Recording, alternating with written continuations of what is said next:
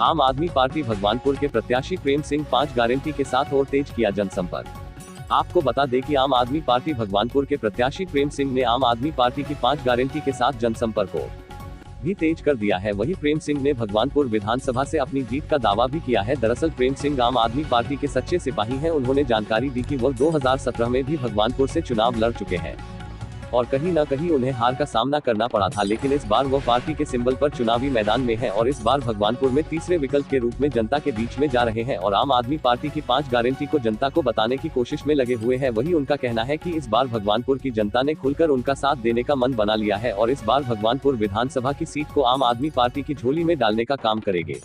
वहीं प्रेम सिंह ने कांग्रेस और बसपा पर निशाना साधते हुए कहा कि राकेश परिवार की राजनीति से जनता परेशान हो चुकी है और आम आदमी पार्टी को अपना विकल्प चुन लिया है और इस बार चुनाव में आम आदमी पार्टी को जीतकर विधानसभा में भेजने का फैसला कर चुके हैं।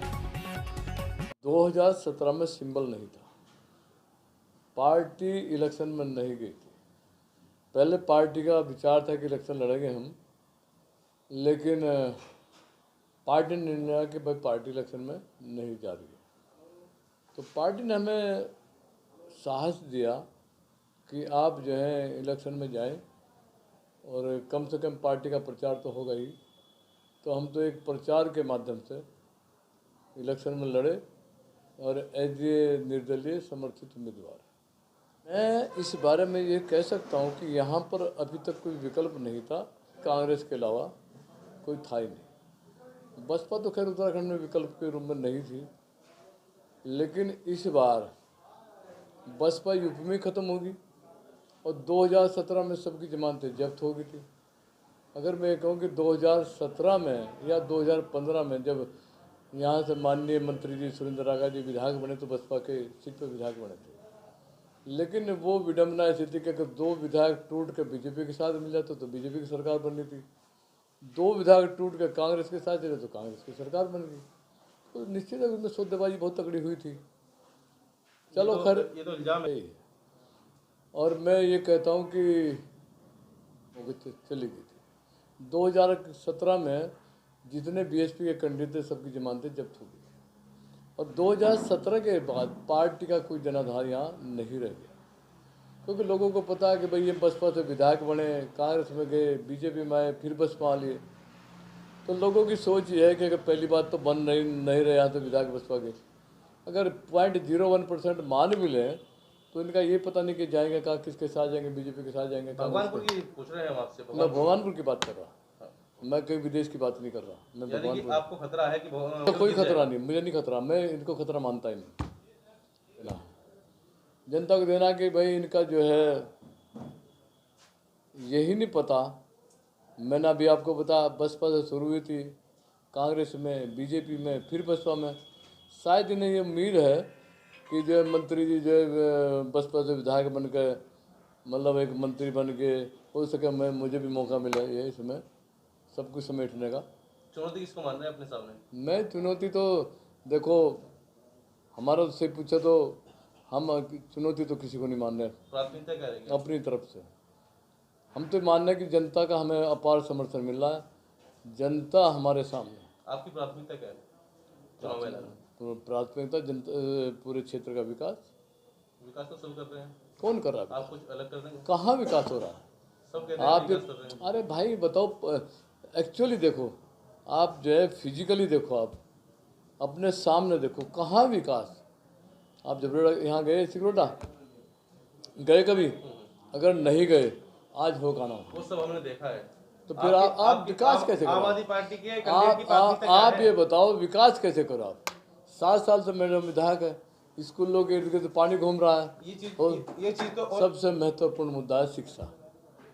शिक्षा सबसे ज़्यादा महत्वपूर्ण है, सबसे ज़्यादा टैक्स है।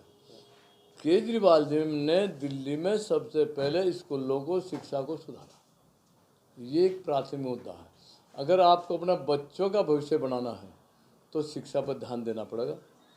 दूसरे नंबर पर स्वास्थ्य पर, हरी बीमारी पर। आदमी का पैसा शिक्षा पर खर्च हो रहा या हरी बीमारी पर खर्च हो रहा। तीसरे नंबर पर अगर आपको बिजली फ्री मिल जाती है तो वो भी एक, ये समझो कि आमदनी का एक जरिया है। भाई जरिया ये इसलिए कि आपका बिजली के पैसे मद में कोई पैसा खर्च नहीं होगा, शिक्षा फ्री होगी, स्वास्थ्य फ्री हो गया, आपका जो है बिजली फ्री होगी, तो बहुत सारी बचत है। बचत का मतलब है कि अगर हम ये मान लें अगर 300 यहाँ उत्तराखंड में बिजली देने का ऐलान किया है तो 300 यूनिट का मतलब है कि 1500 रुपये का नेट चलो वो लाभ। तो आपका मैथ होगा। नहीं सुन लो, मैं तो वो आपका तो भी जब मैं सरकार बन जाएगी, आप वो तो मैं जब आपकी सरकार बन जाएगी उसके बाद देखो का हम है। सरकार विधानसभा में आप किन बातों को लेकर जनता के बीच जा रहे हैं? देखो हमने बताया आपको, वही शिक्षा, स्वास्थ्य, रोजगार, ये हमारे मेन मुद्दे चीज हैं। निश्चित मानते हैं। सुरक्षा, शिक्षा, स्वास्थ्य, रोजगार, सुरक्षा, ये तो मेन मुद्दे आम हैं ही आदमी हैं। पार्टी का प्रत्याशी इस बार अपनी बिल्कुल, जनता का जिस हिसाब से सहयोग मिला, लोग साइलेंट इनके सामने आना नहीं चाहते, इनका टेरर बना हुआ। साइलेंट वोट आपके साथ है।